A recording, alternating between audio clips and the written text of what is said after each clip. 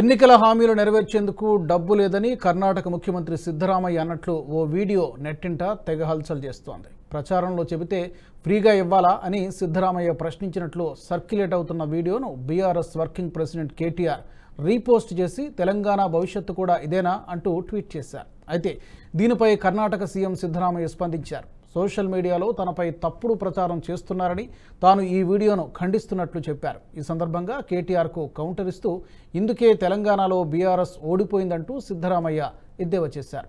Fake news, edited video, morphing వీడియోలకు కూడా తేడా తెలియదని ఎద్దేవా చేశారు. BRS MLA Harish Rao assembly స్పీకర్కు లేఖ రాశారు. శాసనసభలో ప్రధాన ప్రతిపక్షం తరపున పవర్ పాయింట్ ప్రజెంటేషన్ ఇచ్చేందుకు తమకు అనుమతి ఇవ్వాలని లేఖలో పేర్కొన్నారు. కాగా రేపటి నుంచి జరిగే అసెంబ్లీ సమావేశాల్లో ఆర్థిక, సాగునీరు, విద్యుత్ అంశాలపై రాష్ట్ర ప్రభుత్వం పవర్ పాయింట్ ప్రజెంటేషన్ ఇవ్వబోతోంది. ప్రభుత్వం పవర్ పాయింట్ ప్రజెంటేషన్ ఇస్తే దీనికి సంబంధించి తాము కూడా సమాధానం చెప్పాల్సి ఉంటుందని, అందువల్ల తమకు అవకాశం ఇవ్వాలని హరీష్ రావు కోరారు. ప్రతిపక్షానికి సైతం పవర్ పాయింట్ ప్రజెంటేషన్ ఇచ్చేందుకు అనుమతులు ఇవ్వాలని కోరారు.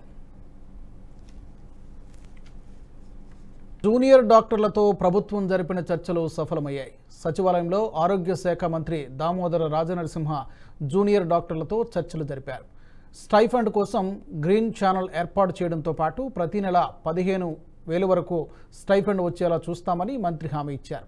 హాస్టళ్లలో వసతులు కల్పించడంతో పాటు కొత్త హాస్టళ్లు నిర్మిస్తామని మంత్రి అన్నారు. వీటితో పాటు మిగతా సమస్యలను త్వరలో పరిష్కరిస్తామని మంత్రి హామీ ఇచ్చారు. ఈ వీడియో మీకు నచ్చినట్టయితే లైక్ చేయండి, 10 మందికి షేర్ చేయండి. అలాగే కామెంట్ల రూపంలో మీ అభిప్రాయాలను మాతో పంచుకోండి. Nationalist hub group of channels ను సబ్స్క్రైబ్ చేసుకుని తెలుగునాట జాతీయవాద జర్నలిజాన్ని ప్రోత్సహించండి. ఈ వీడియో కింద ఉన్న బెల్ ఐకాన్ పై క్లిక్ చేయడం మర్చిపోవద్దు.